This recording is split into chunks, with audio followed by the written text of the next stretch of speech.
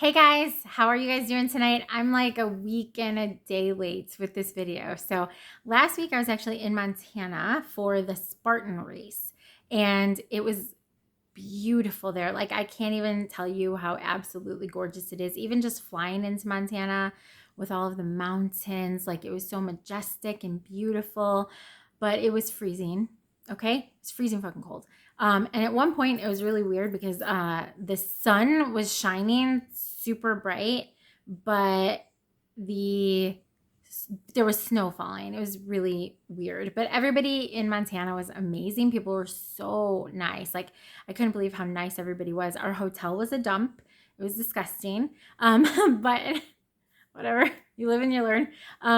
But otherwise, Montana was amazing. I really enjoyed my time there. And then I was going to upload yesterday because I'm trying to upload on Tuesdays, but my computer went insane. Like I just can't even, I don't even know what's going on because I can't find like my Wi-Fi connection.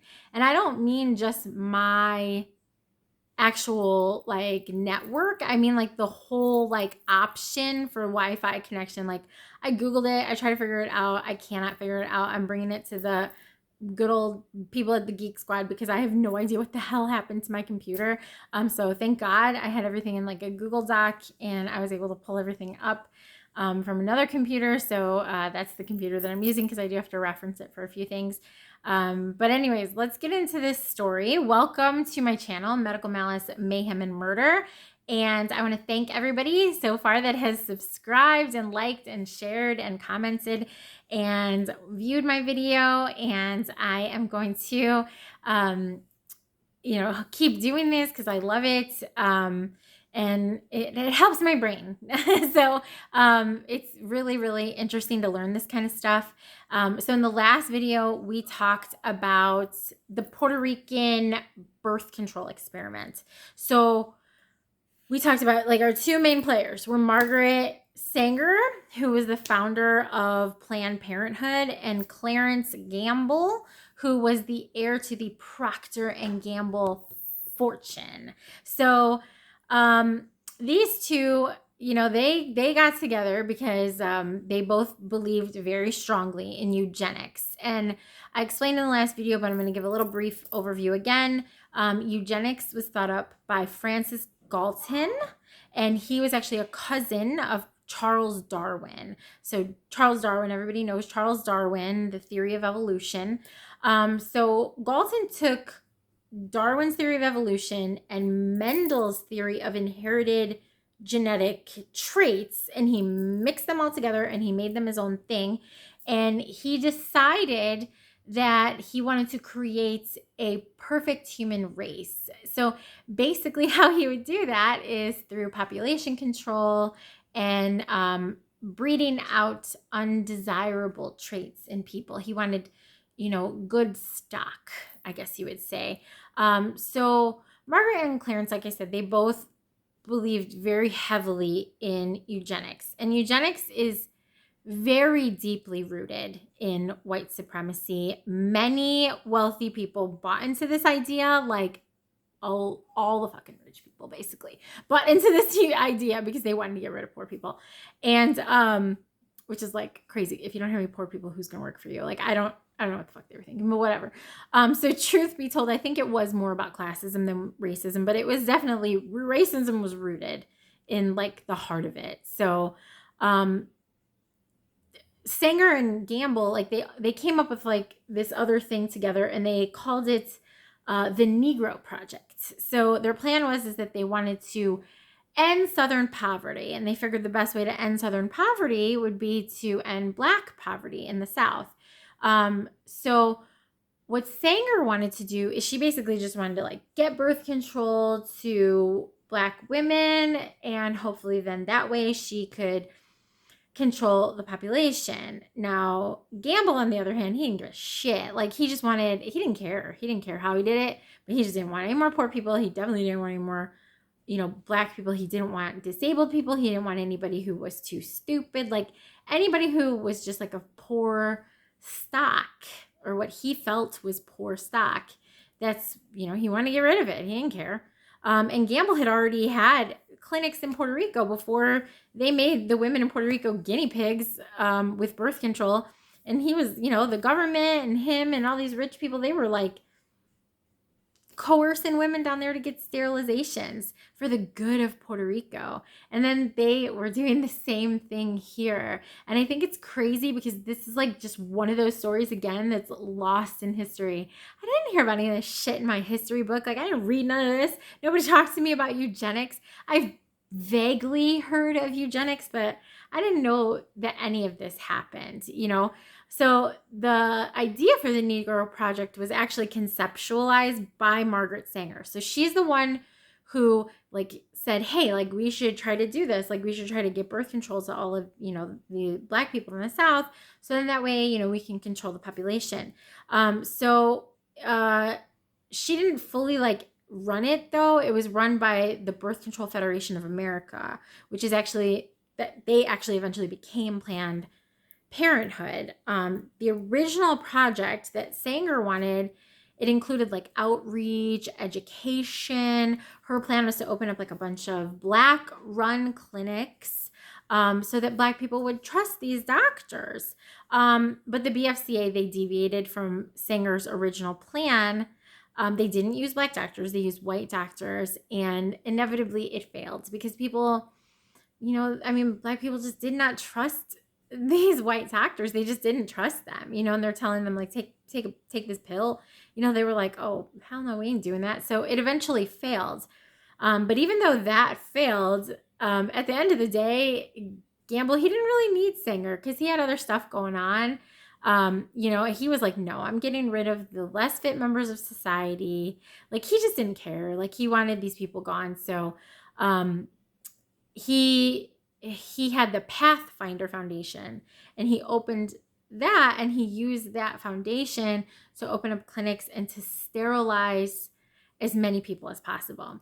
But really quick, I want you guys to leave this video really, really thinking about what you think about Margaret Sanger, because there are so many people in history that they call her this hero. And I think she is too. She gave women options that they never had. Abortion was illegal. There were so many women that were dying and getting terrible infections, and, babies being born with all kinds of problems because these women were trying to abort them and they couldn't. And then, all these, and she had seen it all because she was a nurse in New York. So she was, she was treating all of these poor women, and she just felt like it was so terrible. And she wanted birth control to happen. And I think for her, it was just by any means necessary. And she didn't care what she had to do to get it done. But this is the stuff that messes me up, okay? So I'm going to read you excerpts from 2 letters, all right? So the first one is from Margaret Sanger to a guy named Albert Lasker. And Albert Lasker was just another rich ass. And he, was giving money to the BFCA, and he was funding the Negro Project. And she wrote him this letter. And let me read you the excerpt. So it says, in this letter that's dated November 12, 1939, from Sanger to Mr. Albert Lasker, she says, your splendid contribution to help the Negroes obtain birth control information. You are quite right in assuming that poor white people are not much better off from the Negroes. If we can get the Negro universities and medical groups behind the project, it will definitely go much better. So again, her idea is use Black people to convince other Black people to take birth control so that there can be less Black people. Okay, and then December 10th, 1939, Sanger wrote a letter to good old Clarence Gamble, and it says, while colored Negroes have a great respect for white doctors, they can get closer to their own members and more or less lay their cards on the table, which means their ignorance, superstition, and doubt. If you can train the Negro doctor at the clinic, he can go amongst them with enthusiasm.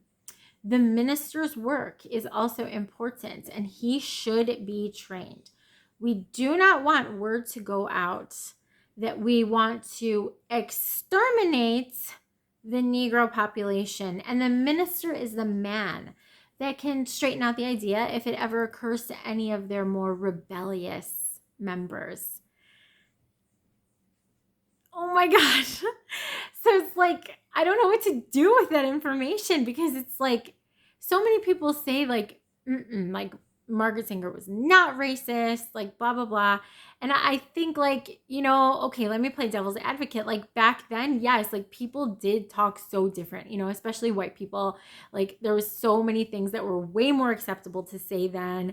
But it's like, man, like what? Like, the language that she used in that letter is just fucking crazy. And you're like, what did she really think? But there's people that actually like wrote about her and knew her and said, no, like she didn't have a racist bone in her body. But it's like, did she? And I mean, yes, she was still an activist and she was still a hero, and she still got women birth control, and she still got us choices that we did not have before, but we got to take control of our own reproductive rights. But it's like all of that happened with this fucking horrible backstory, which is honestly the way that like most things happen, especially in the United States, like when you really start to look into it. But it's like, Jesus, like it was terrible.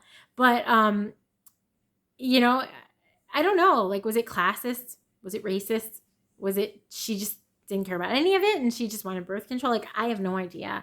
But in the meantime, Gamble was like, eugenics, baby. And he had it happening all over the place. It wasn't just in Puerto Rico. It was all over the world, but he really wanted, clinics in the South because, there were so many poor people. So he, particularly in North Carolina, which is where like probably the worst and most egregious amounts of sterilizations took place, he came up with this thing called the Human Betterment League of North Carolina in 1947. Him and James Haynes, another like rich asshole that wanted to get rid of poor people, they came up with it, and they forced sterilization on men, women, poor people, people that had assumed low IQs, people that were feeble-minded, as they like to call it.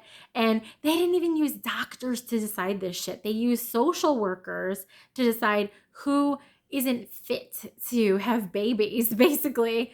And the goal was to reduce the welfare burden. I mean, really, that's what it was all about. It was all about money. They wanted to reduce the welfare burden.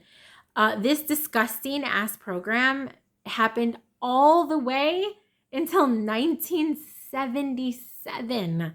Now, I want you to think about that. 1977. Holy shit. In North Carolina alone, there were 7,600 victims. And so after World War II ended, 70% of those people, like 70% of those people were sterilized after World War II. After we already had all these, fancy ideas about human rights because of what Hitler did.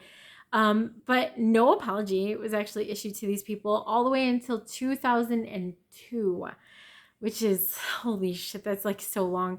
And the part that's crazy to me is like, have you heard about this? It wasn't in my history book. Like I said, I never heard of it.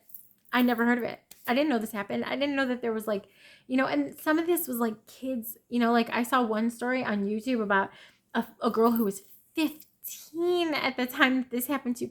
15. Like she was a baby. Like, could you imagine? If somebody took my oldest son and decided that they were going to sterilize him, like, oh, you guys. So I want you guys to look into this stuff yourself. I want you guys to decide what you think about these players in this story. Racist, classist, just fucking sick. Like, what do you think about them? And, what do you think about the fact that, women's reproductive rights comes with a really terrible backstory? It's like, I appreciate my reproductive rights, but I really wish it didn't have to come like that.